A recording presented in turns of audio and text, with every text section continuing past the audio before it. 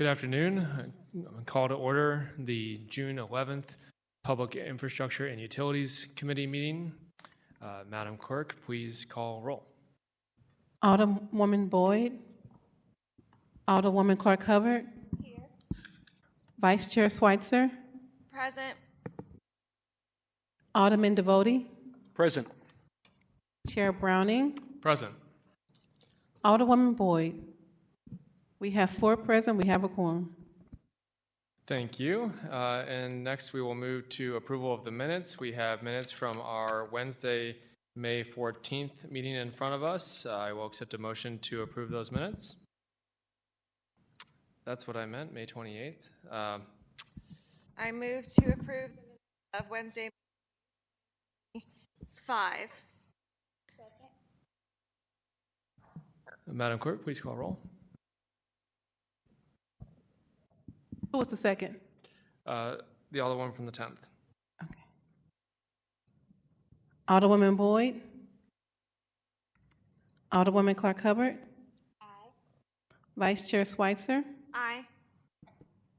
Alderman Devoti. Aye. Chair Browning. Aye.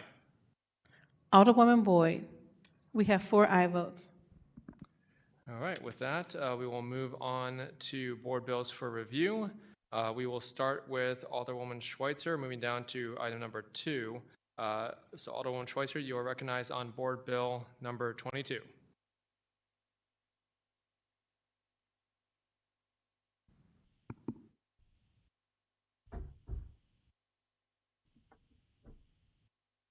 Thank you, Chair and members of the committee. Today, Board Bill 22 is an ordinance making appropriations and for the payment of operating expenses, capital expenses, including lease purchase agreements and debt service expenses of the parking division of the Treasurer's Office. Today, we have Treasurer Lane to speak to us about this. He's right here. And he has a presentation prepared. So if it's all right with the committee, I'll just turn it over to him for that presentation. Absolutely. Treasurer Lane, you are recognized on board bill number. All right, thank you. Thank you, Mr. Chair, members of the committee. Thank you, Alderwoman Schweitzer, for sponsoring this bill for us. So I will go through it, and if you've heard it before, you'll be an expert by the end of this. But I want to introduce myself. I'm Adam Lane. I'm treasurer for the city of St. Louis. Been serving in this role since 2021 and just got reelected in November. So I always like to start with a bit of education, just letting everyone know and members of the public know what the role and responsibilities of the Treasurer's Office and the Treasurer is. So Chief Investment Officer for the city, so we single-handedly manage over $1 billion in city investments, and that's separate from the city's budget. And then we also provide banking services to all of our city departments, making sure that they have access to banks, lower fees, and all of the functions that they need for those accounts. We also operate and manage the parking division, which we're here to talk about today. And then through our Office of Financial Empowerment, we provide services to everyone in St. Louis, but particularly our employees here as well. Next slide. Okay, so what I will discuss are these things. So I will do a little bit more education on the parking division as an enterprise fund and the purpose of us having to go through this process. I'll talk about our year-end results as we close out the last fiscal year. I'll show you what our budget is for the upcoming fiscal year. Always talk about our debt balances and reserves, since those are things that exist within the parking division because we have bonding authority, upgrades that we're looking forward to in the next fiscal year, as well as the value-added services we provide to the city and will continue to do. And then our general fund contribution, which is the percentage of parking division profits that go to the general fund for the city of St. Louis, and then back into our city departments and functions. And then any questions that you all have at the end. Next slide.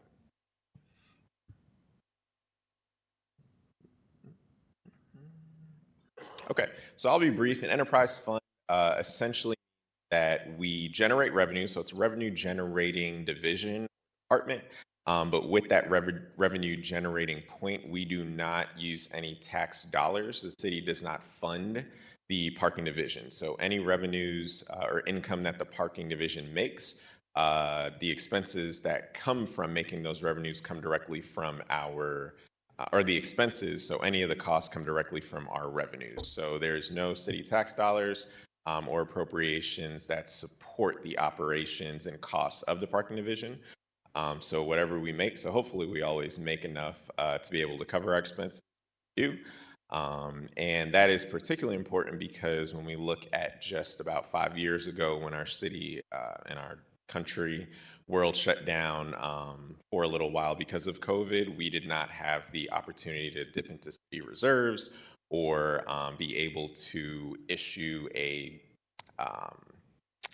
ballot measure to increase taxable revenue that goes to the city and fund any indebtedness or cover any costs for the parking division. So that is something that we stand alone on. So just a little bit of info on what an enterprise fund is. But even though the city does not fund the parking division, and even though tax dollars do not pay for parking division operations, there is a significant chunk.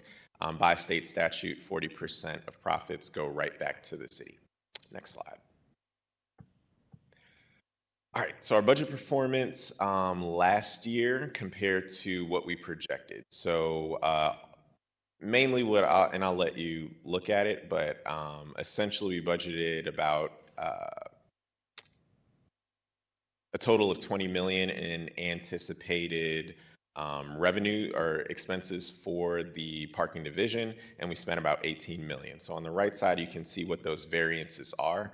And if it's positive, it's a, I guess, positive variance or a savings. If it's negative, then it's over budget. So you see that we had no places where we were negative or over budget and all positive variances. But I do want to say that most of it, just like we're seeing across the city, and you all know, or across our city departments, the 11% under budget performance when it comes to personnel, because I don't want it to make it seem like we're cutting costs or doing really well in cost savings on personnel. It's just for vacant positions, and I know our budget director Paul Payne has spoken to that ad nauseum, so I won't repeat anything that he said. But more salary savings on the personnel side. We did have some supply savings and equipment savings that will be adjusted for in 26. So we just didn't spend them in 25, but will in 26. Next slide. All right, so compared to, so where we're projected to end, and we don't have many more days left in this fiscal year, but where we're projected to end compared to our budget for next year. So again, same thing on the right side, you can see what those variances are. And again, they're all positive. Those show the increases. So this one's different, not the percentage difference that show the salary, the savings, it shows the increase. So we are projected to increase our personnel line item as well. So this is adjusting for and staying in line with the increases. And then, like I already stated, with our supplies, we are increasing that as well. And our equipment and improvements is going up also by a significant number. Most of that for the supplies and the equipment and improvements pieces, like I just stated, were things that we did budget for and anticipated spending in fiscal year 25, and some of that's fiscal year 24, but we just did not spend those things, and we're going to be spending those in fiscal year 26, and we have the ability to spend in that way. So all of those improvements, it does vary year to year. So in addition to running the parking meters on the street, we also have large structures. So we operate about 15 garages and lots in combination all across the city. Big outdoor structures, they have those capital improvements that are budgeted out year by year.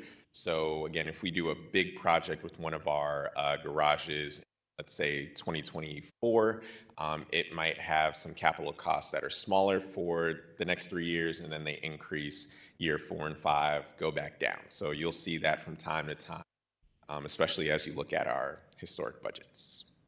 Next slide. All right, so this one just breaks it down a little bit by our operations. So you can see those garages that we have here. We don't list the lots in particular because that goes into the parking meters piece. So a lot of those lots are metered lots. So you have your garages. We don't separate the lots, but we roll that up into the meter. So these are our parking revenue projections for next year. We do like to take a conservative approach to our parking projections. So you will see most of the things either stay the same, or you'll see some significant reductions, or semi-significant reductions, I would say. So parking meters, we see that going down a little bit. To add some color to that, we are seeing a lot more, and we're still trending in the right direction, but what we've seen is more people paying for the meter as opposed to getting tickets, which we like. We would rather have folks pay the meter, pay for the time, as opposed to getting a parking ticket. And I do credit that to the upgrades that we've made in the parking division, the technology that we've been able to implement, and we have some new technology that we're going to be able to implement to make the parking experience for residents, people who are attending events downtown, making that as simple as possible. So we'll be doing that. You'll see some significant decreases in the garages from revenue, and a lot of that we have monthly parkers. So ever since COVID, a trend has been shrinking offices and office space downtown, which means fewer master leases. So we do anticipate and know some of our parkers who are going to be either leaving or having a more reduced footprint when it comes to monthly parking. So we're accounting for that. Of course, we're looking to replenish that, but I know that is not just single-handedly the parking division, but more so what downtown and the downtown area looks like, and development coming to downtown. So we're optimistic on what can happen, but from a revenue projection standpoint, we did want to account for it. Next slide. Repair and replace. So I talked a little bit about what costs exist. So these are all the garages that we have, and repair and replace are essentially our maintenance budget. So scheduled, budgeted expenses for those lots and garages, maintenance and upkeep. And you can see from 2023 to 2025. So we always present the 3-year projection of what we're spending. Next slide. Debt balance. So I'll preface by saying we haven't built any new garages. We have some projects on the horizon. We haven't built any garages, but in order to build a garage, we usually issue a revenue bond. And so it's a debt instrument, and then we pay that down over time. So having not issued any new bonds to finance any new builds, you would want to see this line trending downward, and it is. So I won't say too much more about that. Parking reserves. So you want to see this continue to go up. So in addition to that 40% that we send to general revenue, we also like to make sure that we maintain those reserves. Again, we are funded by the revenue that we make. We do not get tax dollars. I'll say again, we don't get tax dollars or public dollars to be able to run the parking division. So it's very important to have an adequate amount of reserves to be able to fund new projects, be able to navigate in tough economic times, and also to be able to support the city.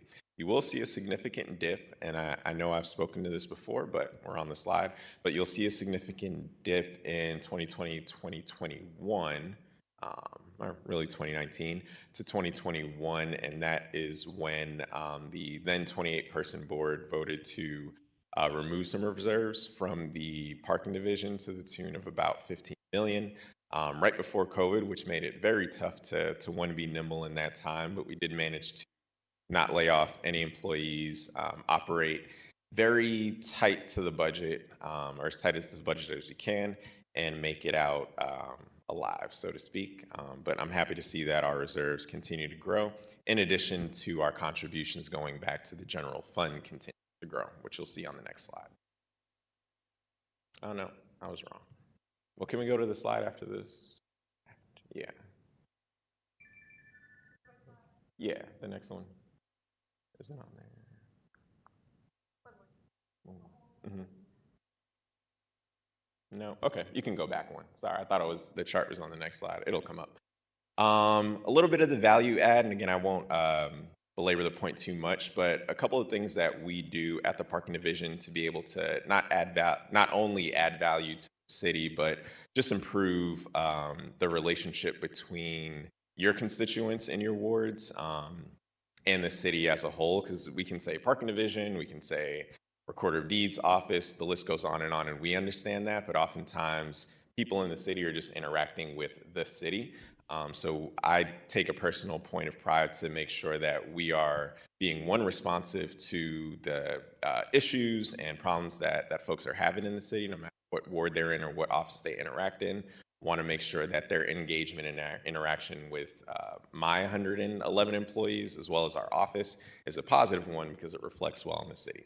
But we are frequent attendees at job fairs, all hands on deck events, resource fairs, community events, and we regularly offer parking amnesty, and we offer it to the tune of about we advertise $100 off your parking balance. We have a lot of people come and get their tickets forgiven. We do understand that it's tough economic times, and like I said earlier, the goal is that people park lawfully and then also pay for the meter for their time. But if we can avoid everyone getting a ticket, we like that. And if people make a mistake or forget that their ticket has doubled or tripled, we do want to offer some services to be able to let people know that we're not just a big government building, but we are also people, and we understand and we can be forgiving. So we have ticket forgiveness. So we do that from time to time, and we started a long time ago, but really ramped it up during COVID to encourage folks to get vaccinated and go to events that we were having, and also anytime there is an event for information, community resources, we feel like it is an extra incentive to get people out there, and we want people to engage with the wonderful things that are going on in the city. We also operate the Juror Shuttle, and you'll see the numbers on the next slide about what the numerical value add that is. So we've been operating that for quite a while, and we do that at no cost to the jury, to the courts. Next slide. So I like numbers, we'll put numbers behind it. So waiving fees to support, about a little less than $500,000. Parking permit programs and parking amnesty, $1.3 million in benefit. Foregone revenue due to conservative parking rates, I could talk about this for a while, but $10 million. So I won't even talk about that. But I will say, we have parking tickets that are $20 in the city. Some people say that our margins are so slim and we're not making enough revenue. However, we could be Chicago and charge $65 for a parking ticket, but the goal is not to make the parking division rich. The goal is to make sure that people have safe places to park, there is parking availability, and that we have enough in reserves and good financial standing to be able to support new developments and new projects that require parking across the city to add that economic value to the city. So that's the goal. We have had to raise rates and raise ticket prices, but we're still the lowest in the country.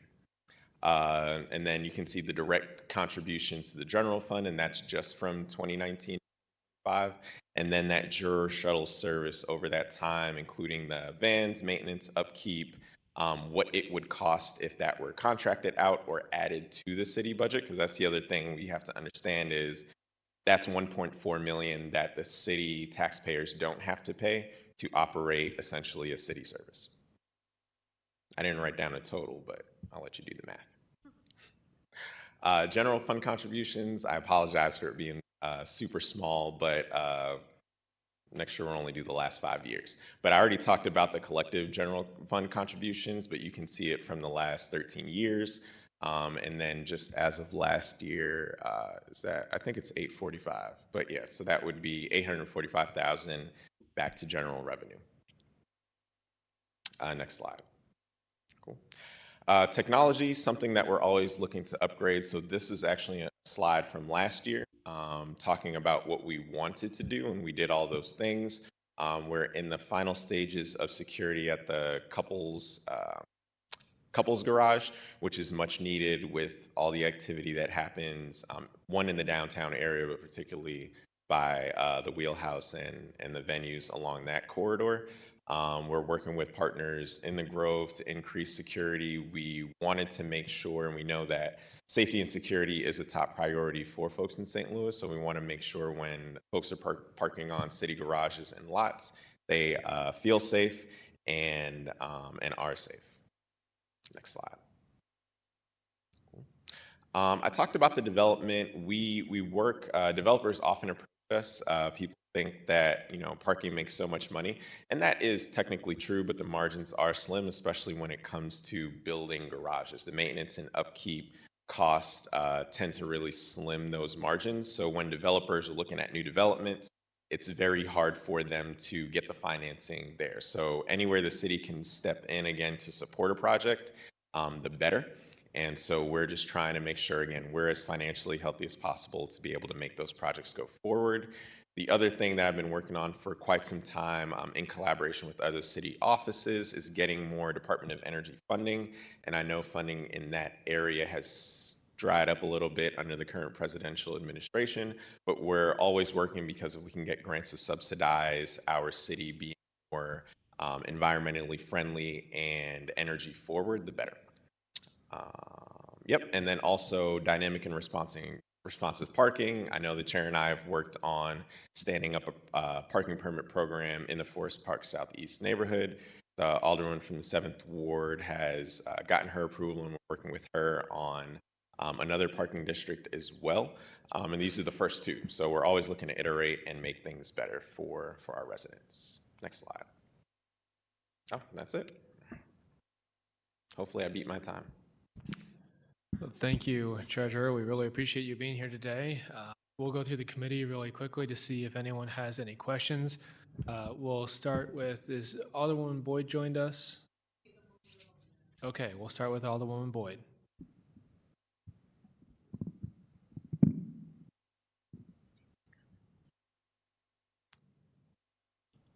Alderwoman, are you I online? know, I hear him. I was like, I'm sorry. No worries. I don't know why I didn't have the Zoom link. I don't know what happened. I'm sorry. I'm listening. I'm sorry, but I listened to the end of your presentation, Treasure Lane. And so I was trying to understand because I saw where you had said that you had reduced charges for people that were applying for jobs or coming down the slate. Is that correct? Yes, we also do that too. So when there are job fairs downtown, it might be on a weekday, it might be on a weekend, but the garages, they're weekend events, so there is a charge to that. So we often work with Slate, other city departments, Department of Human Services. So when those things are happening, we either turn off the meters or allow them to park for free in the garages. Okay, and that's probably great. I guess my question is anybody promoting that to let people know if they're coming down, and if they come, or they do they have to show something to show that they came to apply for a job, or? Not usually. So to the first part, the promotion, yes. So usually Slate will put it on their flyer. With the resource fairs, they'll note that there's free parking available and direct people to those parking areas. As far as do they need to notify, it depends. So if it's a busy Saturday, for example, we'll try to reserve spots so that there is a way for people to know they're parking here, or we offer validations to the office. If it's a less busy Saturday, we just lift the gate and instruct our parking attendees that are working there that there is an event. There's free parking available so that they can go in and out without even have to worry about opening and closing the gates. Okay, and you do have your presentation in the drive. Yes, it is in the drive. Okay, because I'm sorry, like I said, I couldn't get on it, so that'll give me an opportunity to read, and if I have some other questions, then I can ask. Thank you so much for being here today. Thank you. Alderwoman Clark Hubbard. Thank you, Treasurer Lane. Thank you, Alderwoman Schweitzer, for bringing this forward. This is a great presentation. I always learn more about the programming and everything that you all are doing. Plus, you have one of my favorite constituents in the treasurer's office, my alderman, Frank Williamson. But I did, again, just want to commend you for the work that you're doing, and also publicly thank you and your office staff for the all hands on deck that you referred to in your presentation that reached our constituents in our neighborhoods that were hit by the tornado relief efforts that the treasurer's office has done. We see you and we appreciate it. So thank you. Thank you. Alderman Devoti.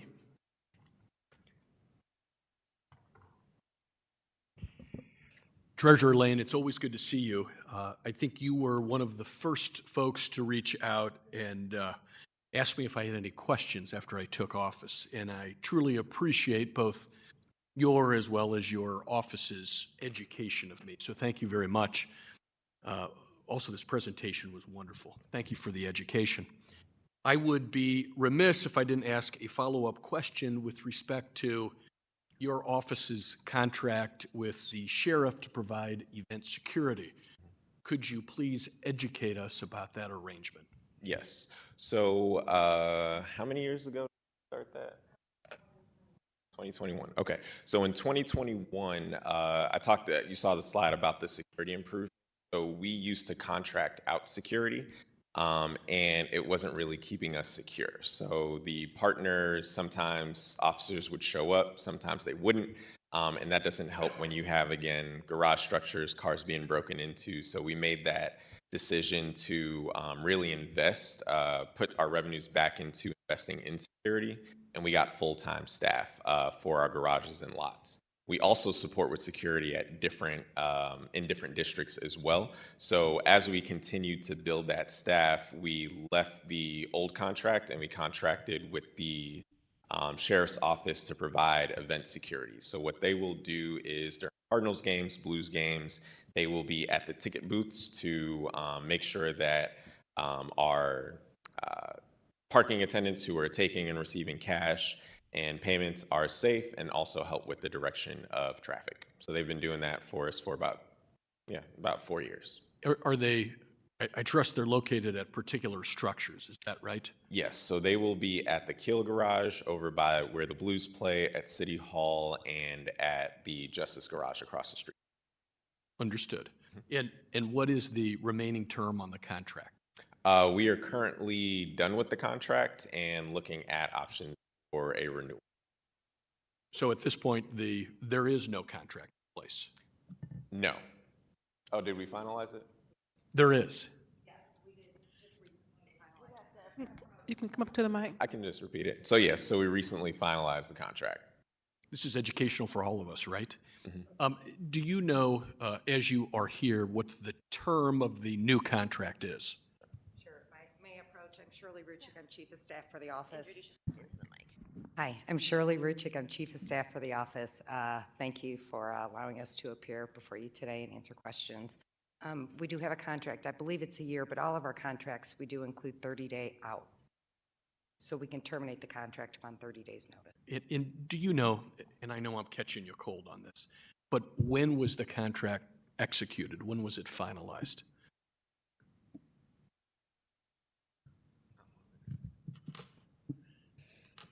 Maybe a month ago. Okay. So do you believe that we are either at or very close to the end of that 30-day opt-out period? So we have at any time during the contract, we can give them 30 days notice and terminate the contract. We can also not schedule them to work, if that makes sense. I understand. Okay. Fair enough. And the contract is essentially a one-year term. Correct. Thank you. I appreciate it. And again, thank you for coming. For sure. Thank you, Alderman. I don't have any more questions, so Schweitzer, you are, first, do we have anybody signed up for public comment? No public comment. With that, Alderwoman Schweitzer, you are recognized to close. Thank you so much. One of the things that we did not talk about in the presentation that I just wanted to give Treasurer Lane a minute or two to talk about very briefly is the Office of Financial Empowerment, which is funded by the Parking Division funds. Absolutely. Thank you. So I believe the number is a little over $500,000. So for our Office of Financial Empowerment, again, what we do is provide financial empowerment services to anyone in the city of St. Louis, really the region of St. Louis. So what that is financial education, and I say whole home financial literacy. So all the way from kindergarten, all the way to the adultiest of adults. So with that, we have our youth program called the College Kids Program. We start a bank account for every student in the city of St. Louis and put the first $50 in that account as long as they attend a free public school. And then they attend one of our many events throughout the year, throughout their year, in the K through 12 system, and they earn more money as they learn about their accounts. You can visit our website, STL College Kids, and see our annual report to get more of the details and stats, or visit us on Instagram, stlcollegekids.org. But I could talk to you for a long time about families who have opened up bank accounts for the first time because their students do, families who are now engaging in direct deposit for the first time because of the financial education, and so much more. So in addition to the amount of money in the accounts for their post-secondary goals, it's creating a culture of financial education and building good whole home habits. With that, we have a director of our Office of Financial Empowerment. We have a College Kids manager. We will have 2 financial empowerment coaches, an office coordinator, and then we also regularly get interns and practicum students to help with the building out of a lot of our curriculum and programs. For example, one of the practicum students that we have now has been implemental in the second stage of our Take a Right Turn program, but it's a program to support city residents with not being caught in the cycle of going to court for not having insurance, but helping them to, 1, build a budget, 2, understand the importance, and then get the resources to have regular insurance, and not just 30-day insurance that they no longer have, but have regular insurance built into what they do. So in addition to just talking about budgets and things like that, we also look at how the financial component and financial literacy can be a measure of safety and security and upward mobility for people in our city and our staff too. Thank you. I just wanted to make sure we talked a little bit more about that because it's such an important thing that the Treasurer's Office offers. So with that, unless there are any more questions, I would appreciate a do pass recommendation for Board Bill 22. Thank you. At this time, I will accept a motion for a do pass recommendation for Board Bill 22. Second. Moved by the Alderman from the 5th, seconded by the Alderwoman from the 10th. Do I hear a call? Well, we can't do previous roll, Madam Clerk, could you please call roll? Sorry, Madam Clerk, can I be added as a co-sponsor? So noted. Alderwoman Boyd, I truly apologize. I can't vote on this because I wasn't here to hear it. And so I apologize because I was having the trouble getting in. So I'll have to abstain. Alderwoman Clark Hubbard, Aye. Alderwoman Vice Chair Schweitzer. Aye. Alderman Devoti, Aye. Chair Browning. Aye. We have 4 aye votes. Thank you. And with that, Board Bill 22 has been passed out of committee with a do pass recommendation. While you're up there, Alderwoman Schweitzer, I will recognize you for Board Bill number 30. Board Bill 30, you said? That's, yep, Board Bill 30. Thank you, Chairman Browning, and thank you all for hearing the presentation from the Treasurer's Office. Board Bill 30 is a bill in directing the Director of Streets to install speed bumps at various locations in the 1st Ward and in Carondelet Park. This one is a little unique for my ward because normally we do a petition process, but in this situation, the Holly Hills Special Business District did a traffic study with TrailNet and CBB, which is an engineering firm, to recommend various locations for traffic calming throughout that district, and they will actually be paying for these speed humps and traffic calming measures.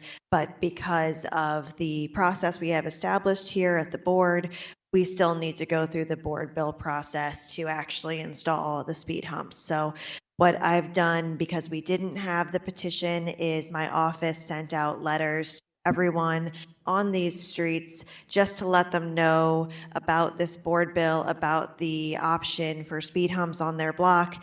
And if anyone had serious concerns about that, they could reach out. And otherwise, we would move forward with the board bill. To date, out of the 50 people who we sent these letters to, only one person has said that they don't like speed humps. but everybody else has been very excited about the speed hump.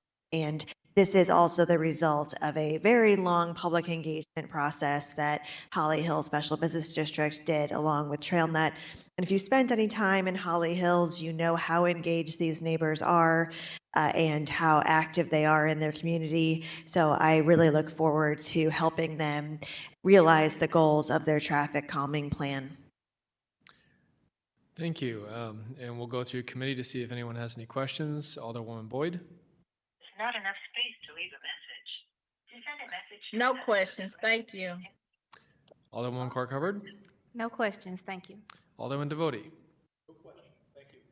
I also don't have any questions, and I know Alderwoman Schweitzer has no questions about her own bill. So with that, is there any public testimony on this?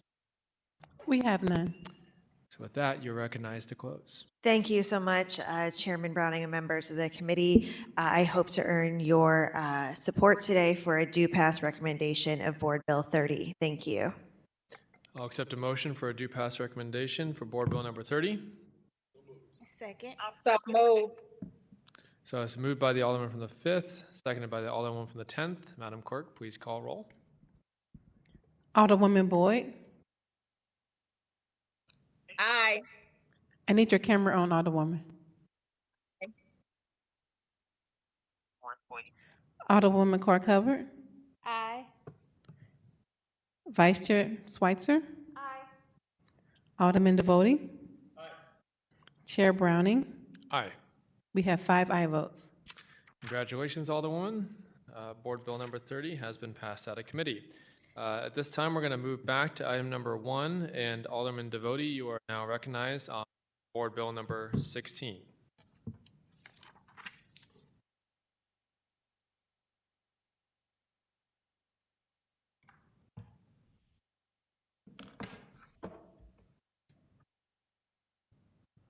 Chairman Browning, members of the committee.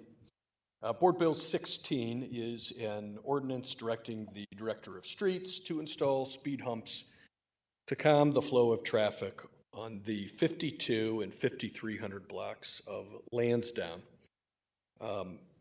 New to the 5th Ward, we did initiate a petition process.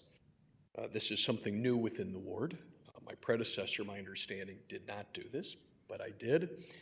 And the folks along these 2 blocks, there was overwhelming support, which led to the filing of this particular board bill. For what it's worth, these 2 blocks run the southern edge of Booter School. Booter School is one of our large public elementary schools in the ward, and these humps are well needed in this particular area. So with that, I would entertain any questions. Thank you. We'll go through committee really quickly. Alderwoman Boyd.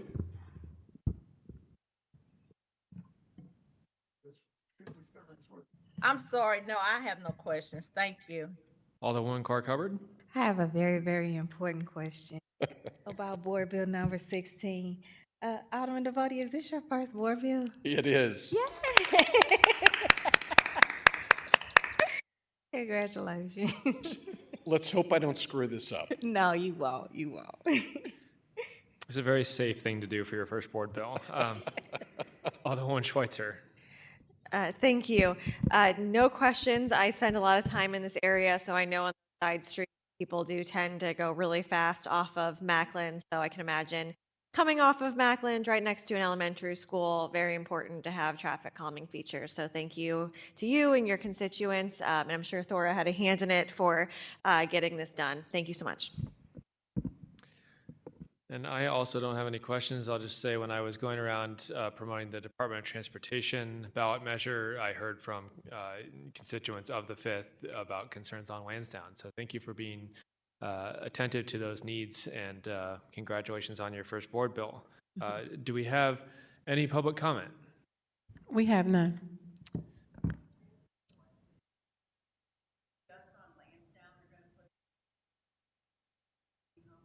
Yes, the bill only deals with 2 blocks of Lansdowne. Yes, ma'am. And with that, Well, as that, Alderman, you are recognized to close. Well, I would just ask for your consideration and a due pass out of committee on Board Bill 16. And with that, I'll accept a due pass recommendation for Board Bill number 16, So moved. Second, moved by the Alderwoman from the 10th, previous roll. seconded by the Alderwoman from the 1st, and a call for previous roll from the Alderwoman from the 1st. Hearing no objection, congratulations, Alderman. Good deal. Thank you.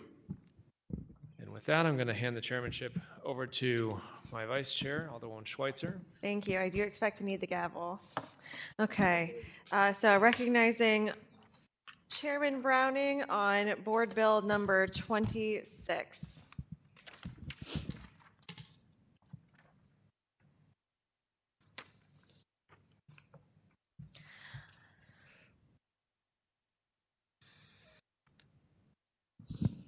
Thank you. Well, Board Bill number 26 and Board Bill number 27 are both street vacations having to do with the Clinton Peabody, I don't know if I can call it a renovation as much as a complete overhaul, and it is very exciting.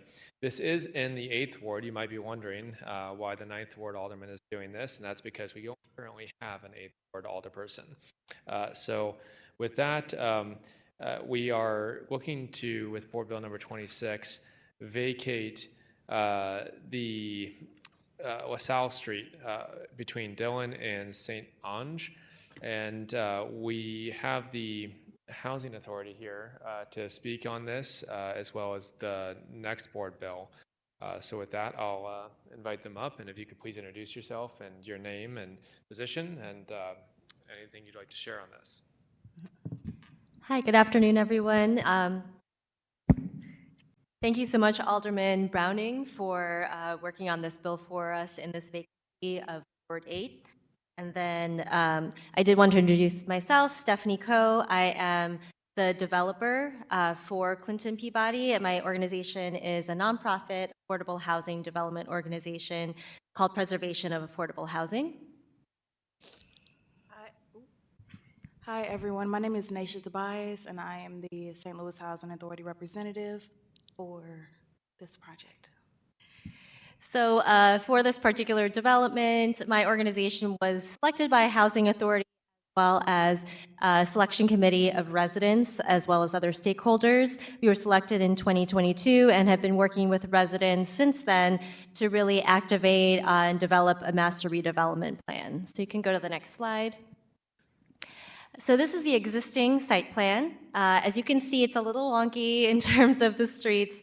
The red line shows the zigzag of current LaSalle. And then you can also see further south, there are some streets that just end at certain times, start at certain times. So it's certainly not predictable. It's not trauma-informed. It's also not very safe either because you don't have those lines of sight. And so as part of this development plan, we worked with residents to really develop not only housing plans, but also how to improve the infrastructure. So you can go to the next slide.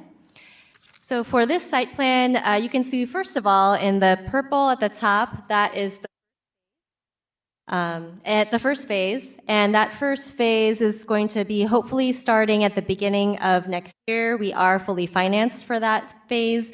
It'll be 89 units out of 350. So currently there are about 350 units on site. It will be 300 units still. However, it'll be modern design. Residents were very adamant they wanted the current buildings demolished and to see new modern architecture, and so that is the plan. Something else that you'll see is there's a central park and again a realigned street grid. You can go to the next slide. So for the infrastructure scope, we do have LaSalle as a realigned street. We also have some future plans just to give a sneak peek of what we may be coming back to this committee for in the future, in future years, future phases, for other street realignments and connectivity. Another important piece that's come up in the planning efforts has been acknowledging the importance of connecting Clinton Peabody with the surrounding neighborhoods as well, rather than incredibly siloed as it is. Thank you for that cue. So for the proposed vacations, we have LaSalle Avenue. So that is what Alderman Browning mentioned earlier between St. Ange and Dillon. So this right here, vacation would be new construction. And they would be, again, reconstructing the street a little further south so it fully connects to east and west. Something you'll note on the right is you'll see Dillon Avenue. So that is specifically a right-of-way. And the reason we're asking for that is currently our surveyor found out that the right-of-way was not consistent throughout the development. So that means that if we followed the current right-of-way, the building setback would be different on every block, and we certainly don't want that. We, again, want that predictability and that continuity. So that's why we're requesting for a right-of-way vacation for Dillon, and then on LaSalle, the street realignment, which would be a street vacation. Something to note here is the street vacation would be rededicated to the city after the construction is completed. We estimate that would be around 2027. And next slide. So for this one, you can just see what the future development would look like after the vacation. So you'll see where the buildings are currently set back. They are up to the curb. They also are showing the parking in of the development. So really trying to keep to that urban design. What you'll see on the right are renderings of the building. And if you look to the bottom right, that actually are the walk-up buildings that would be off of Dillon as well as St. Ange. So that's what you would be, where those vacations are located. And then for the timeline, we got started on this in 2023. It's a long process. So right now we're really looking forward to getting the environmental zoning approvals. The street vacation is certainly a part of that. We hope to start demolition in July. Again, pending all of these approvals. And then that would be about a 4 or 5 month process for the first set of demolition where this first phase is going to be located. And then after that, we should start construction again, hopefully by the beginning of next year if everything goes according to plan. And that's it. And happy to answer any questions. Thank you so much, Ms. Coe, for coming and presenting that to us today. We'll move through the committee for questions unless we have any public comment first.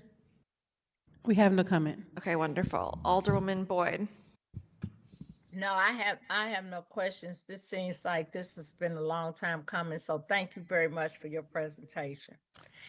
Thank you, Alderwoman Clark Hubbard. No questions as well. I've been following this project. It's exciting to see. Thank you all for your work. Alderman Devoti.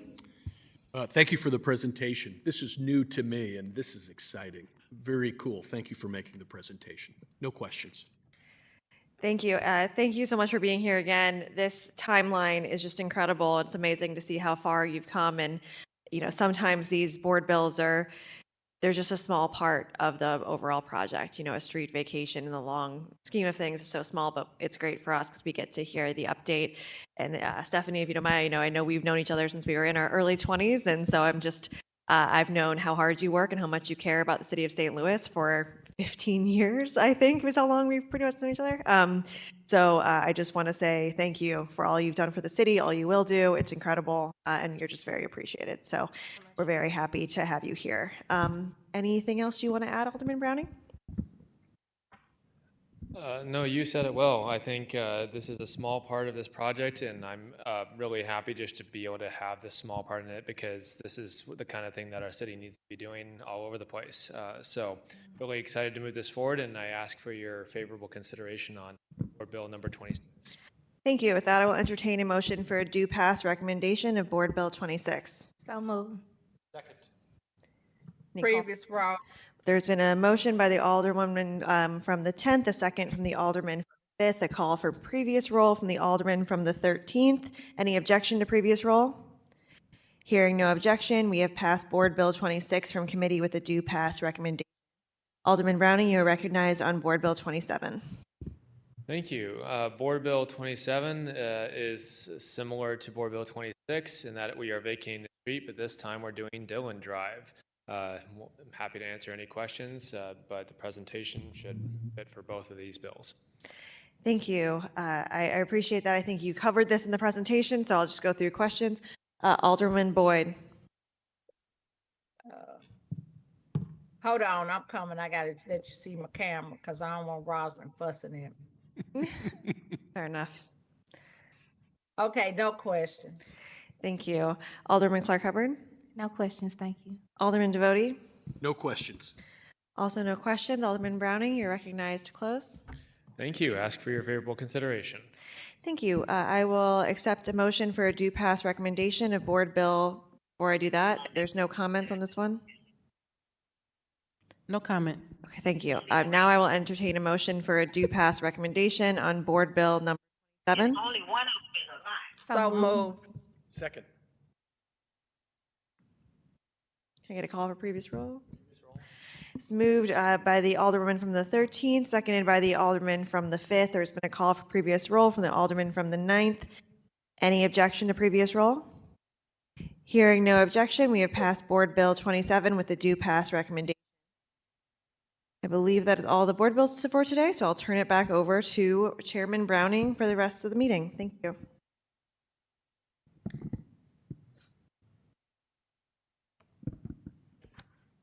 Thank you, Vice Chair. With that, we are now going to move on to resolutions for review. We have none, so we'll dispose of that item and move down to item number 6, committee discussions. We have one committee discussion for today, and that is our wonderful St. Louis Water Department. Director Patel is here from the Water Division, and he has a presentation for us. Director, you are recognized for your presentation of your annual report. All right. Thank you, Chair Browning. Rest of the members of the committee, my name is Neeraj Patel. I'm the Director of Public Utilities. So I'm here to present our annual report, fiscal year 2025. So I've been up here before talking about the needs of the Water Division. You know, the constraints with our current rates and the budget, and how there's older infrastructure. Wanted to take a little bit of a different direction here today and talk about the importance of the work that, you know, we're proposing, that we would like to do to improve the infrastructure that we own, operate, maintain for the city of St. Louis. So a day without water, what would that be like? How would it change how you approach that day? What would you have to do differently? It's something we don't think about very often. You go to the tap, you turn it on, the water comes out. So, you know, it doesn't happen by magic. It takes a lot of moving parts and things to work correctly. It takes a lot of people who are water professionals that work hard every day to ensure that that water does come out of the tap and it's safe to drink when you call for it. So, you know, we have a network of, you know, treatment plants and reservoirs and water mains, transmission mains. Most of the system is out of sight, out of mind. You don't see it. It doesn't affect you like the potholes in the roads and the other infrastructure things that we see, crumbling bridges. So this is a common problem across the United States. Major cities are dealing with rising costs for emergencies associated with failing infrastructure. And, you know, these repair costs, you know, do counteract our ability to go out there and do projects towards capital. So when that happens, you know, we're not putting these dollars to work for long-term investments. So every dollar that we spend into the infrastructure pays itself back, you know, manyfold. And we can stop spending money on emergency repairs of infrastructure that's failing and out of date and put it towards long-lasting infrastructure that will benefit the city of St. Louis for decades to come. Next slide, please. So this is a system map. It shows by color the pressure zones that we operate. We have 3 pressure zones in the city. It also shows that we have a treatment plant out west in Chesterfield, Howard Bend plant. It's not to scale, but we have approximately 15 miles of transmission mains that bring water, treated water, to the city of St. Louis along the western border there from that treatment plant. And then we have the Chain of Rocks water treatment plant at the north end of the city there. It's older, it's from the 1890s, and it does have about twice the capacity of the Howard Bend plant. Next slide, please. So what I've put out here to show you guys is a comparison of the average water bills for flat and metered service, both prior to the rate increase and then after the iterative consecutive 2-year rate increase of 20% and 20%. So as you can see, for the flat rate, this is based on average component counts. So we took a look at all of the single-family units out there and used those averages to come up with what the bill would be. Since these properties vary by components and attributes, we wanted to present something consistent. And it does show that we had a $24 a month approximate water bill prior to the increase, and then we had a $5 and $6 increase associated with those 220% that were passed. For the metered customers, you can see it's slightly lower. Again, the flat rate customers can use as much water as without bill fluctuations, and they, typically don't end up seeing the impact of leaks or things of that nature on their bills. It's very consistent, reliable, expense that they have to plan for.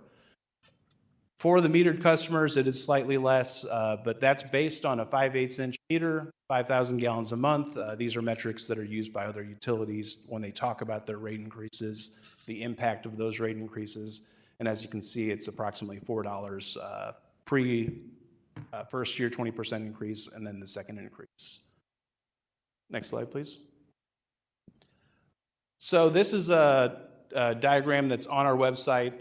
It shows the typical water connection, a little bit hard to see, but the water main is typically out in the middle of the street, and then you have a service line that comes off of a tap of that main, and then we have a curb stop valve that's typically in the tree lawn area, and then the rest of the line coming into the home. These lines are owned by the customers. Our responsibility doesn't exactly end at the main because we do have the service line insurance program where we can cover damage or repairs between the main and that curb stop valve in the public right-of-way to address issues. On the right of that, you see an example of a metered connection. The only difference there is that there is a meter setter and meter between the curb stop valve and the service valve in the home. So we do have 12,600 metered accounts, 77,992 flat rate accounts, and 3 wholesale accounts. These are just snapshot counts.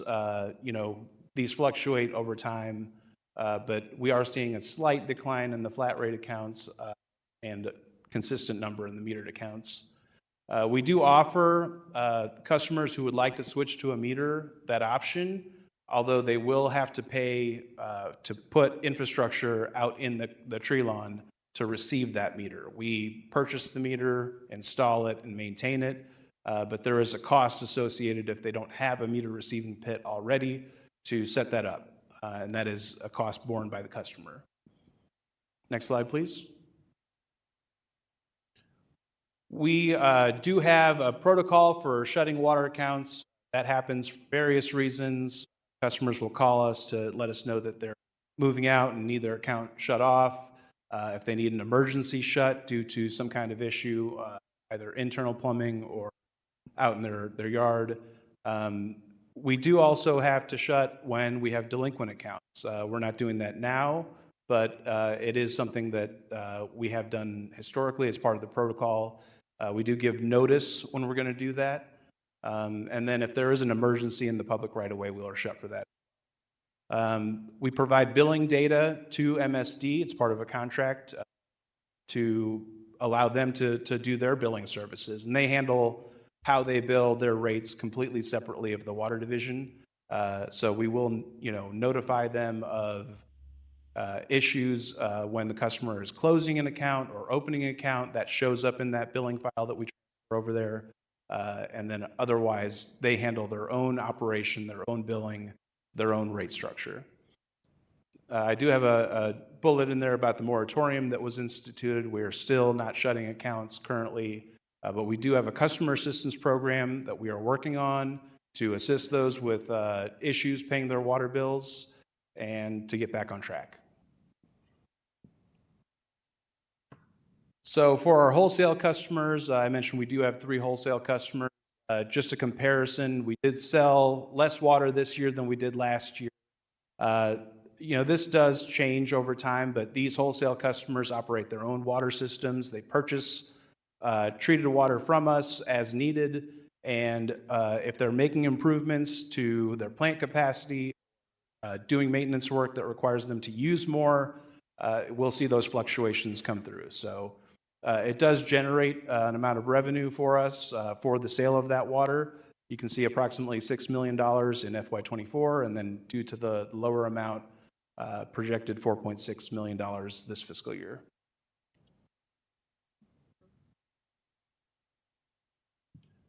As part of the annual update, we did provide a list of projects that were completed in FY25 or in progress in FY25 as well. These are projects that sometimes cross over fiscal years, but overall, that list is over $20 million.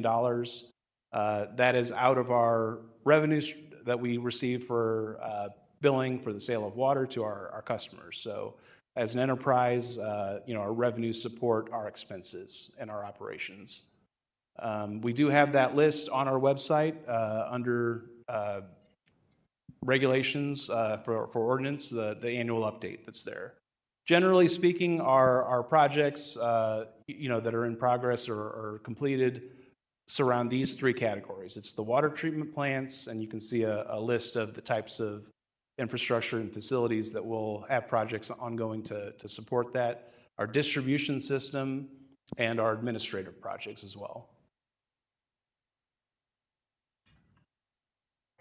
The Water Master Plan. So I can finally tell you all that we have an executed contract. So it happened recently. The contract fee is $1.275 million. It's anticipated to take a year. So we are planning on kicking that project off very soon here. It's a comprehensive assessment. So it takes a look at water production, water distribution, and some of the business functions as well. So it will take a look at finances and funding, and also do a little bit on our hydraulic model, do a little bit to forecast demand projections for over the next 20 years. It'll also take a look at regulatory changes and compliance and the impact of that, and then ultimately come up with a capital renewal plan and a cost estimate based on all of the various projects that they'll list in that plan. It will take a look at the impact of that cost of that project list to the water rates, but it'll look at the current rate structure. When it comes to changing the rate structure, we're talking about a different type of study, a study that we're committed to that I'll go over in the next slide, but it's not going to develop that cost of service study as part of the master plan. Some of the outcomes of the master plan may inform that. So it will, though, come up with the impact with the current structure. So next slide, please. So we are required to do a rate sufficiency study as part of our indentures for our bonds that we have. So we did have the rate increase July 1, 2023. When you have a rate increase, that starts a clock for 2 years that you don't have to do a cost or a rate sufficiency study, but that time is coming up now. So we are going to take a look at adding that cost of service study scope into the rate sufficiency study. Similar consultants will do this type of work, so we're trying to combine these 2 efforts into one.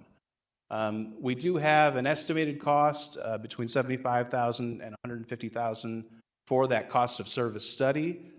So we are going to integrate that, in with that. So the master plan will provide the 20-year timeframe capital investment plan, though.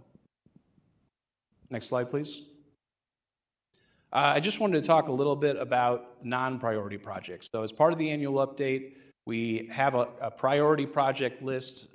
This project is very important, but it's an example of a project that is not necessarily priority, but it is an efficiency project. It can reduce our annual expenses and have a short payback time, These are the types of projects we'd like to do, in addition to that priority list. So this is a lime handling and processing facility improvement. It's our most expensive treatment chemical, over $6 million annually. And the existing facility is original to the plant. And a new facility would be located closer to one of our newer softening basins. Those basins were put in 1997, and so the lime handling facility that's current was put in the 60s before that.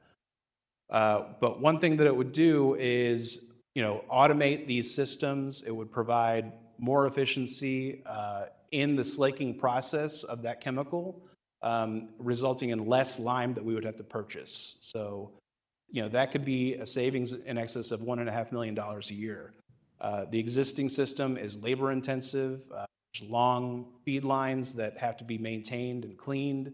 It requires overtime, so we can see additional savings there as well. Next slide, please. So I mentioned the master plan is going to take a look at the regulatory changes that are coming that we're dealing with. One of them is our discharge permit. So we have to do a study to do a review of the way we treat water, the way we discharge the residuals, the solids that settle out of that water. That study is going to cost approximately $300,000, something that is in our plan within the next few years here. We also have the revised lead regulations. So these regulations, I've talked to you guys about them before, but in the city of St. Louis, we have older infrastructure, we have older water service lines owned by the customers. Lead was a popular material that was used, and it remains in the system now. So we do have optimized treatment technique that we apply. Our testing, our regulatory compliance testing shows very low levels of lead, well below the action levels established by the EPA. And right now what we're doing is working on our inventory. So we had a grant-funded project of $255,000. There was a matching component there, but we basically took a look at all of our existing records to create our initial lead service line inventory. And now we have a field testing project that's going to go out and pothole in the tree lawns to do a visual inspection and identify that the data in those historical tap card records is correct. It will also have an education and outreach component where we will educate the public, the customers, about the dangers of lead, what it is that we're trying to do, and also do an in-home inspection for those customers as well. So we do have a replacement cost estimate right now. We're still improving our inventory, but it's expensive work, $10,000 per service line replacement, and we may have 40,000 service lines, so over $400 million. The next item is forever chemicals. So these are PFAS. We don't have them detected in our water. We're very lucky for that. The treatment infrastructure that is required to handle that dangerous contaminant are expensive. And so we're lucky our source water is very good and it does not have this contaminant in it so far in our testing. So we do test for over 150 possible contaminants. We do have two labs at our treatment plants, and we have performance evaluations that are required to maintain certification on those labs. And so we've passed those. We have certified labs that treat for these contaminants every day. Our consumer confidence report is another report that we provide for our customers to talk about the testing that we do, talk about the levels of these contaminants found in our water. You can find that report on our website. There is a revision to that rule that is going to require us to do 2 times a year updates of that consumer confidence report, and then also provide some language translation services and support. Water leak wasn't. So this is a chart showing our water main breaks. This is looking at 3 fiscal years, and you can see there's a seasonal component to these breaks. So it typically happens when the ground temperature changes drastically. So in the dry summer and then in the winter as well. So one of the things is we don't have a way to measure water loss. Since we have flat rates for our residential customers, that makes it very challenging to do. So we do have tools and techniques that we can employ to find leaks. That is one of the priority projects that we have, a $5 million project to assess our transmission conduits from our Howard Bend treatment plant to the city limits, and that has a $5 million cost associated with it. We average about 340 main breaks a year. That's about 26 breaks per 100 miles. Just to show some of the national averages there, 15 breaks per 100 miles is the average. So we are above that. That shows that we have older infrastructure that needs replacement. The national average for leakage rate is 16%, and so this is water that is being produced but not being consumed. This chart here shows our delinquency rate over the years. And as you can see, it's been going up. Obviously, COVID and the pandemic, affected the ability of our customers to pay for this bill and expense. So it has slowed down, but we are looking to turn that around and start collecting on these delinquent balances. That's part of the processes that we're talking to the mayor's office with, trying to put a strategy together to approach that. Next slide, please.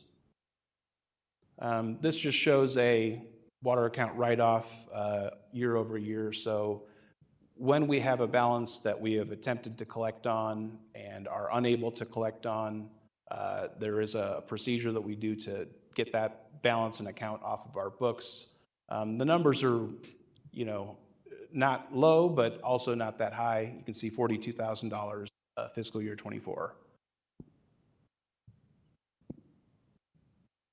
Talked a little bit about the federal and state grants. The two projects at the top that are ARPA funded, one of them is that customer assistance program. Again, we're very close to being able to announce that program and roll it out to be able to assist our customers that are having trouble paying their bills. The other is $1.2 million for capital improvements. These are a valve replacement and some water main replacement work out in our system. Below that, we have bipartisan infrastructure law projects. Most of them are around the lead service lines. So I mentioned previously the completed project that had $200,000 in grant component and then $55,000 in matching fund component. And then the current project that we are awarded and kicking off, that is the field investigations, that's $633,000, and that's 100% grant. We also are looking after updating and improving our inventory to do replacement plan work and replacements. Again, those will be 100% grant funded by the bipartisan infrastructure law through the state of Missouri. Next slide. So I wanted to talk a little bit about our successes as well. Both Chain of Rocks and Howard Bend water treatment plants are 20-year Director Award winners from the Partnership for Safe Water. That is a program that utilities can participate in voluntarily to optimize their processes, to produce superior water quality that exceeds the regulatory requirements. It's a peer-reviewed process, and we've successfully been a part of that effort for over 20 years. We have no notice of violations issued for any drinking water MCL exceedance or treatment technique violation in over 100 years. Consumer conference reports are available online on our website, and we take water quality very seriously. We have very excellent source water. We like to think we have very excellent drinking water as well. We strive for reliable delivery of water from source to tap. This is a challenge due to the aging distribution system, the aging infrastructure, but we do want to have a reliable product that's delivered to our customers as well. We try to minimize the impact of these main breaks and leaks. We try to work with our customers to have a high reliability, as high a reliability as we can with the budget we have and capital expense that we are able to afford. As an enterprise fund, we maintain our own transactions. Our finance group manages that through our accounting systems. We have been timely in completing our annual audits that are required separately from the city, on time and with no material findings for over 13 years. So we take that responsibility of the finances that we are receiving from the rates seriously. So we have good controls in place, and these auditors are very thorough. I wanted to talk about our vacancy rate. You can see actually we've been moving in a positive direction here. We have been successful in turning things around to try to hire more staff. We have about 275 filled positions of 365 on our TO, and we look to continue that success to build our workforce back up to be able to meet these challenges as we go through the project of the master plan and trying to work on this infrastructure.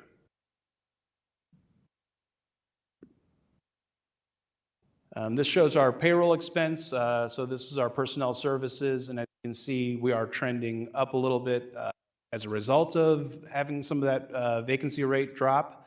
Also, there have been some raises given out through the city, and there's always rising costs in healthcare and other personnel service costs. And I think that's our last slide. So with that, any questions? Thank you, Director. Really, really detailed presentation.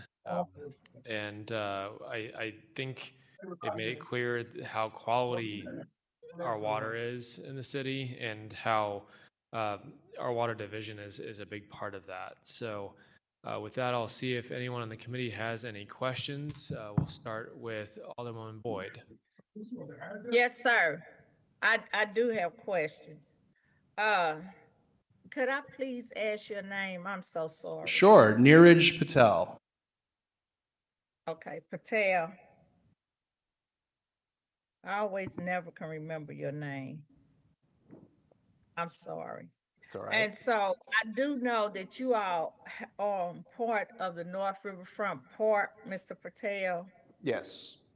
And so what is your plans for the, because we're working with a lot of organizations that's upgrading the park. And so we're trying to see what your plans are in regards to that park, because we're trying to get as many partners as possible to help us upgrade and improve that park. Sure. So we do own the park. We do have transmission mains that run through that, distribution mains that run through the park. As far as any partnerships go, we're willing to work with any agencies that have plans that have secured funding to make improvements in that park. But for our purposes, it's neighboring to our water treatment plant, the Channel Rocks Water Treatment Plant. We try to be good stewards when we're doing inspections through the park of our infrastructure, and have worked with various agencies on improvements to that park. So I'd be interested in discussing any kind of improvements that you're looking for in the park. We don't have improvements to the park directly that we have in our budget, though. Okay, so I can set up, my secretary can set up something with you so we can start working on that piece. And then the other question I have, because I was hearing all the dollars that it's going to cost. So, and it was I voted against the increasing of the water bill. And so it was committed to us at the Board of Aldermen that it was going to be programs to assist seniors in regards to their water bills, because the way the bills are going now, if they miss 1 month, their bills would be as much as $300 or more for the next month, because it'll double up. And with them being on set incomes, I'm just trying to see, do you all have any programs in place? Because I did hear you say that they'll work with people, but they had committed when they were talking about increasing that water bill that they would have assistance for those seniors. So do you all have any programs in place like that? Sure. So we do have the customer service program that I mentioned. We're getting near the point where we're going to announce that program. It's using ARPA dollars to assist customers who are having trouble paying their bills. There are going to be eligibility requirements with that. And so, again, we don't have a hard launch date set, but that is coming very soon. The other types of assistance we can offer are repayment plans through the collector of revenue. We're always looking to assist our customers get back on track rather than shut their accounts. And we do bill quarterly. So I think you mentioned something about a monthly bill. Our average monthly bills are still approximately $35 to $39, depending on what kind of component counts you have or if you're on a meter. And so a lot of times customers that receive that bill quarterly will be looking at 3 months worth of consumption. There's also a refuse component on that bill. That's not related to the water service that we provide. So if any customers are having trouble paying their bills, we urge them to contact us, to work with our customer service, to see what kind of programs and offerings we have at the time to be able to assist them. And so I understand it's quarterly, but the issue that I'm having is these residents are on set incomes. And so they are being charged quarterly and they have a trash bill. So their Social Security did not increase to a point that it would accommodate them in regards to these bills. And that's why I asked the questions about programs. And so now you're telling me that you all have not finalized the programs, but when it first came to increase the water bill, you all told me, because I asked personally, will you have something for seniors so they can be able to leverage some of these like MSD does? They have a forgivable piece. They work with the residents. So you telling me you don't have that, correct? We're willing to work with the Board of Aldermen on developing a program like that. I think it would have to go through ordinance process, but we do have a program that is coming. Right now, the assistance that we can offer is by contacting our customer service and working with you individually on your account by way of a repayment plan or something along that line. When a customer is on a meter and they have a leak, we can also work with them to try to identify where the source of that leak is, whether or not it's something that's eligible for line insurance program. That's why I was saying if a customer is having an issue, to contact our customer service and work with us directly. Okay, and so I think what I would suggest is that I know that you go to some meetings and speak to people in regards to whatever you have to offer in regards to leverage and educating them on what you all can do and what benefits them. But I just suggest that you get to as many meetings and or market it as much as possible so people will know, because a lot of our seniors, they don't know the benefit of going to meter, but then when you explain the meter, now it's another cost. So now they have to pay to get all this stuff installed. And again, we're working with people with set income. So I'm just asking that you all as a department look into that and how we can better serve our seniors so they won't be in those situations, because it's becoming more challenging, as people might know, from what's going on in Washington. And so the seniors are being hit from all ends. So all these increases is not helping them, it's hurting them. So that's what I would ask. And then I know that we've had the conversation with the Board of Aldermen for a while, and we knew that the increase only put a Band-Aid on the issue that you all have. And so are you all looking at doing a bond in regards to improving our infrastructure with our water system? Yes, we are. So we've applied for funding through the state revolving fund. We've been put on a fundable list. That would need to come with a bond issuance. And so, one of the challenges is making sure that we're financially in a good position to be able to take on that debt instrument. There are criteria to be able to, show that you can pay that debt back. So the amounts of money that we're talking about are fairly large, and we need to be able to say that we're in a good position to support repayment of that debt. Our fiscal year 26 actually has us taking another $4.1 million from the water contingent fund. And so we're still moving in the wrong direction when it comes to being able to support our operation and, off of the revenues that we generate from our rates. Okay. And so my other question, staffing. So I know as other departments, you all are challenged with staffing. So are you still having a big gap in regards to your staffing? So we are making some headway there. We're moving in the right direction. We still have a challenge when it comes to staffing, though. We do have a 25%, 26% vacancy rate still. So we're always looking for support to try to be able to recruit better, to be able to offer competitive salaries, and that's something that we're working with the Department of Personnel on. Okay, and your turnover, has that improved or?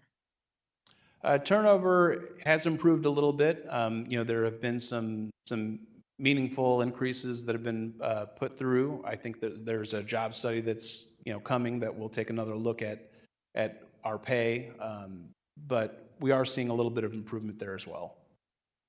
Okay, thank you. Mr. Chair, I have no more questions. Thank you. Thank you. Thank you, Alderwoman.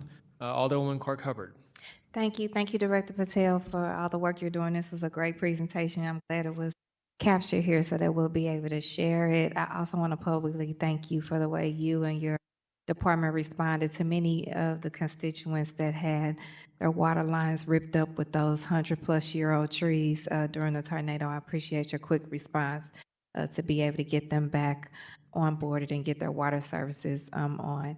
So thank you, and please let me know how I can support you and the work across, not just, but across the city. All right, thank you. Alderwoman Schweitzer. Thank you. Thank you so much for being here and all the work that you do. I really appreciate it. I have a few questions about your presentation. One of them, I'm just trying to understand if I'm reading it right. The delinquency amount is 25%. Yes. Is that across all of our customers? A quarter of them have not paid their bill or are not up to date on their bill. Is that correct? Correct. So basically billed amount versus collected amount. But it would be fair to say a quarter of our customers have not paid their full bill. Correct. Okay. And it's my understanding that's about $10 million of delinquency? The number fluctuates, daily, honestly, but a little bit over that. Do you plan to have some sort of notification letter going out to these folks, letting them know that there's a likelihood that their water will be turned off if they don't pay that? Yeah, our plan is to do a phased approach, to do a lot of outreach ahead of that. Our goal is not to shut accounts, it's to get our account holders back into good standing. So we are going to send letters. They'll be targeted towards those that may be eligible for the program that we have coming up. And, the goal is, again, for them to contact us, to work with us, to see what kind of assistance we. Some sort of payment plan might be an option as well. Right, because that's just too much of it. That's, we can't. Yeah, our rates we just can't do it. Are low, but right. Over time, the balances can become really add up. Yeah, I mean that's a huge amount of money to be missing. So I know we've talked about this at length already, but very excited about the master plan and the rate sufficiency study. One of the things that I feel like is really important from the master plan moving into the rate sufficiency study, as you mentioned, there'll be a lot of information about the capital projects and how much that's all going to cost. I understand why the rate sufficiency might need to come after that because we'll know more about the costs, but do you anticipate at any point, either during the master plan, before the rate sufficiency study, doing any sort of bond? And I know I still am very passionate about some RAMS funding going towards water division infrastructure, but these are things that often can't wait, and we need to move money faster. And what are your thoughts there? Sure. So we do have, again, that SRF loan that we've applied for, that we've been put on the fundable list for. Our plan is to move forward with that. The revolving fund loan? A revolving fund, yeah. And so the interest rate there is subsidized. It's a good deal for ratepayers. It's a good way to fund these high dollar infrastructure projects that last a long time. So you can spread the cost out over time. Right. And then with our rate increase that passed a few years ago, we had 2026 as the year when it would go to the consumer price index increase, which is an effort to make more manageable, smaller increases to meet the needs of the water division. Because as an enterprise fund, I mean, everything going in is either spent by the water division, it goes right back into the water division or into the city if ever were an option. But what I'm reading, and there was just a quick search, about a 3% increase, or what are you expecting going into 2026? Yeah, so we've anticipated that 3% increase.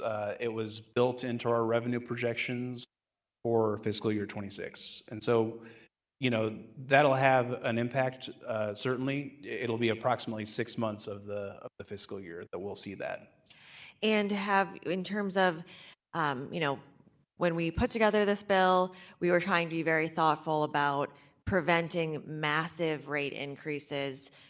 And what I think is just as important as someone who is a human being and relies on water every day, reliable water service and making sure that our rates are actually covering the needs of the water division. I thought your first slide was great in terms of what happens when we don't have water. So with this increase that's coming, there are groups out there that, consumer protection groups that I know are talking about our increases, how much education, and when do we start making sure people know? Because it was talked about a lot when we passed the rates, increase originally, but it hasn't been a public thing we've talked about a lot since then. I mean, are we planning a public education tour or some way that we can help with that, or? Yeah, I think this is a good forum to utilize for that. We can, educate the public, through this engagement ahead of time as we develop these costs and understand what the shortfalls may be, as this plan progresses.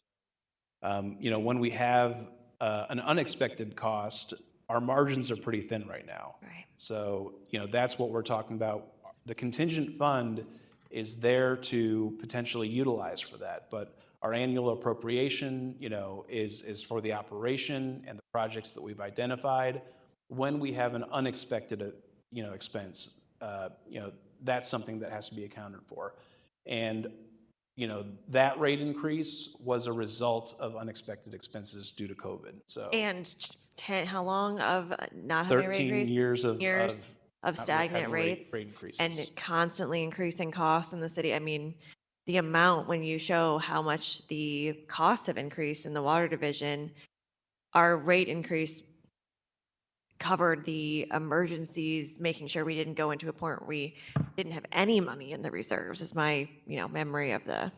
Correct. Yeah, we were using reserves year over year throughout that time frame, and again, we continue to rely on that. Next fiscal year, we've got $4.1 million projected coming out of that reserve. Wow. So we do have the 3% increase that we've built into that projection for revenue. We do have some anticipation of the debt that's owed with the delinquency coming back, but there is an expectation that if there are is an event that causes a larger cost emergency or some trend either with our expenses, chemical costs, personnel services, right. That will become an issue for us. So the RAMS money can help. That would reestablish some form of a capital fund that we could use to address some of the needs and go after those, priority projects, yes, but non-priority projects as well that could pay themselves back in a short amount of time and gain efficiencies that will benefit the customers. And we need to have funds available for matching grants and things that have Correct. Go up. I mean, going into the reserves for those might be a dangerous thing to do. Might not be something that you're even advocating for. No, the reserves, are there for an emergency, and have served, as a de facto capital fund for us, but it's been shown that it's not always reliable. Right. I could ask a million more questions. I'll ask just one more question, and then I'll stop. The wholesale customers, I know you mentioned we have 2. 3. What? 3, apologies. Efforts to get more, or any outreach that we've seen from other places looking to partner with the city of St. Louis? Sure. So our city, the distribution network that we have, the plant that we have out in Chesterfield, all of that would have to be reachable by a potential new wholesale customer, and they would bear the expense of connecting to us. We're always open to additional wholesale customers. We still offer a high quality product at an affordable rate, and can do so for a wholesaler as well. There have been other municipalities, other systems that have had conversations with us, but currently we're not looking at a prospect of adding a new wholesale customer. Okay, well, just one kind of addendum to that question. For the wholesale contracts that we do have, I remember talking about the amount that the city can charge them is based on a lot of different things. And one of the pieces is the capital improvements that the city does. Correct. So do you anticipate those rates going up as the city has been able to do more of these capital improvements? If we're able to do a significant amount of capital improvement, that rate will go up. And so we will recoup some of that, cost if it's associated with supplying that customer. So again, a lot of those customers are tied in to our system along that 15-mile stretch of transmission conduit that goes from the Chesterfield plant right, to the city limits. And so it would have to be improvements, that are associated with that service. Not just in the operations of the division, the division itself. Correct. And that's just based on the current contract structure. These contracts are long-term, but they can be, amended, and do end and need to be redrafted. So. Yeah, I just think it's so important to think about, that how much it costs the city to supply water to these people. And we are expecting our ratepayers to keep paying more. We need the rates to be realistic rates. And we know that the city of St. Louis charges significantly less than surrounding municipalities for water. And so when we're thinking about how much the city of St. Louis charges these wholesale customers, what more could we be benefiting from? So I appreciate it. Thank you for taking so much time. And as always, thank you for what you do. We really appreciate it. All right. Thank you. Alderman Devoti. Director Patel, thank you for your very detailed presentation. It's appreciated. I did want to ask some follow-up to make sure that I'm on the same page as I'm learning about your the water division. So you mentioned a $10 million number with respect to outstanding accounts, and you mentioned that it fluctuates. Like I said, depends on month to month. That would be residential customers, is that right? That's a combination of residential and commercial. Okay. Real. When we talk about a 25% delinquency rate, I guess that would be of residential and commercial customers as well? Correct. And how many customers do we have? So we have approximately 79,000 residential customers. And when I say residential customers, that's because of the flat rate. You can't be on a flat rate if you're a commercial or industrial. And then we have 12,600 metered customers. There are some residentials in there, but they're mostly commercial and industrial. Okay, fair enough. And so when we talk about 25% delinquency rate, that's a massive number, is it not? It's high. It's not out of scope. I mean, there are other systems that have delinquency rates, but it's also contrasted by our affordable rates. Well, yeah, sure. I mean, we charge affordable rates, but yet a quarter of our customers don't pay the bill. Correct. I mean, if I'm a regular guy sitting at home, that angers, annoys, and frustrates me beyond belief if I'm paying my bill. I mean, right? Yeah, we're working with the mayor's office on the strategy to turn that around. The moratorium that was put in place, there is a plan to lift that and to try to recoup that balance and also get back into a good standing with all of our customers who are delinquent. Sure, and I understand the purpose behind the original moratorium, but I mean, we are years beyond the pandemic at this point. Correct. Okay, so discussions are underway to change that. They are. It's just, as somebody hearing these things for the first time, and I heard you say at least 3 or 4 times you used the phrase, "We run on a thin margin." It's just, for a comparable size municipal water department, what would be the delinquency rate? I mean, I'm certain there's always some, but. Sure, it's highly variable, and a lot of that is tied to the fact that we are still not shutting water. That's why it's so important to reach out to our customers who are delinquent, offer them a path to getting back on track, and work with them to get them paying for the service that we provide. Sure, because if we never change our collection habit, and I haven't paid a water bill in 4 or 5 years, why would I start now? I mean, I'm getting, as you said, premium product at no cost. So it just seems like the way we handle things needs to change immediately. It is a very important, strategy and communication that we're working with the administration right now on. We do have the assistance program that's rolling out to be able to offer to our customers who are delinquent as well. And that was an important piece. So communication is the big thing, to have our customers who are having trouble paying their bills contact us to try to get back on track with a repayment plan, with assistance, to avoid being shut. But it also seems that on the flip side of that, it's just as important to establish a protocol, to establish an end date, communicate that, and start collecting these fees.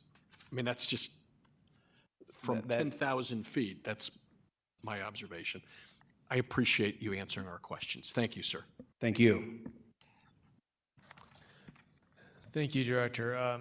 I think my colleagues covered it really well, but just kind of what I'm hearing from you, and I just want to make sure I'm hearing it correctly. We have fantastic water, but we charge less than other cities, and we're barely making it work, as well as having hundreds of millions of dollars in potential capital needs in repairs to infrastructure and upgrades.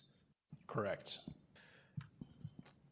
Yeah, so it's important that I am very sensitive to people's need to be able to afford, and I know everything's getting more expensive these days, but what we experience as consumers of everything getting more expensive also applies to our departments and the costs of their operation. And so we need to make sure that we are still charging enough money to actually continue to deliver the superior product, because I believe that water is the thing that St. Louis has going for it. It is one of those things that is unique to our city. We have excellent water. As you said, we have good source water, and then our treatment is excellent to the point where we don't have to worry about dangerous chemicals that other places have to worry about. We don't have to worry about running out of water like almost every Western state has to worry. So we are in a great position, but if we don't take care of our infrastructure, we will not be, and I feel like we are on the precipice here. So I don't have any questions, because I think you answered them really well, but I just want to drive that point home that we really need to make sure we invest in our excellent infrastructure to make sure that we can get this to be a place where we are well situated for the future. Alderwoman Boyd, I see you have your hand up. Do you have an additional question? Yes, Mr. Chair. I guess my frustration is we cannot continuously, and the question was asked of the previous commissioner with water, in regards to how we got in the situation we in. So I just feel we can't continuously nickel and dime this department, one, but two, we have to look at it holistically. And the Rams is only a drop in the bucket on what we can accomplish with trying to leverage some of this cost. But the seniors are going to suffer from it because, like I said, this was promised before when this bill first came out about the increase that they, because I talked to them, I asked that question explicitly. Are you going to have something to assist these seniors to ensure that they can pay, have some kind of leverage on paying their bills? And I get it. It is people out here that haven't paid water bills for 4 or 5 years. So I keep saying the two most dangerous words in our city is communication and accountability. And so I don't know if it's something you all need to do where you reach out to the people, to talk to them about the bills, to start pushing for them to make arrangements to pay those bills. But I just think that at the end, our seniors are going to suffer from this. And so I just couldn't support that because I just think they worked all their life, and now here we are nickel and diming them with every little utility we're going up on their bills. So now they'll have to make hard decisions. So I appreciate you coming, before us and asking, giving us the answers that we're asking for. But I just think we need to be cautiously going into this and making sure that we are doing everything we can to, one, ensure that we continue to have the best water in the country, and two, to make sure that when you go after bonds or whatever dollars, that we're just not nickel and diming this issue, because this isn't an issue that you have to nickel and dime. And Kurt said that the pipes are so old and stuff is corroded. That's a reflection of us as a city. So I think we just need to look at what it's going to cost us to get us where we need to be, and then ensure that we can get that taken care of and take care of our residents. Thank you so much. I think we're in agreement on that, Alderwoman. Thank you so much, Director. We really appreciate you being here today. Madam Clerk, do we have anybody signed up for public comment on this discussion? We do. We have Mr. Conley online. Mr. Conway, if you're still with us.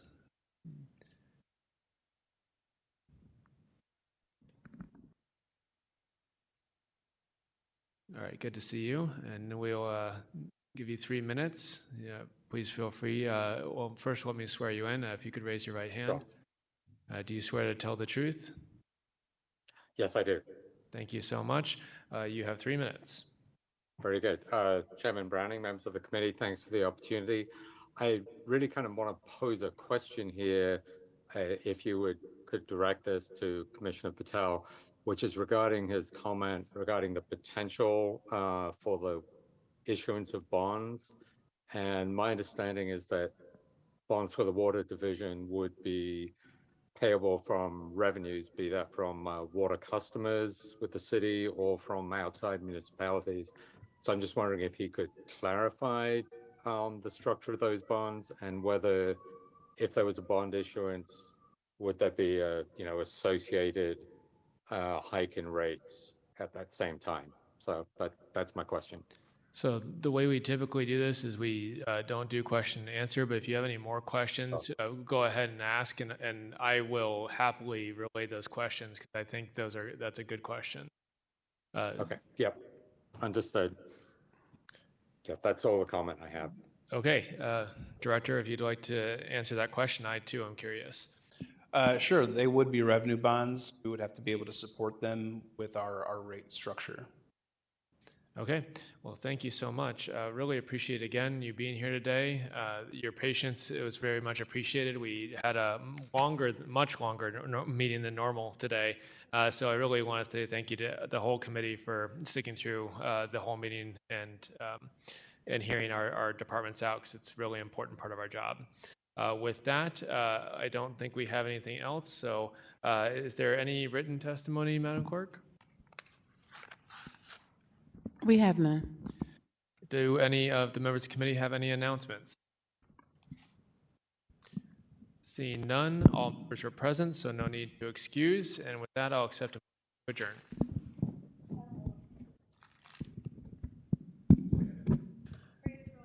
Moved by the Alderman from the 10th, seconded by the Alderman from the 5th. Previous roll called by the Alderman from the 1st. Hearing no objection, we are adjourned.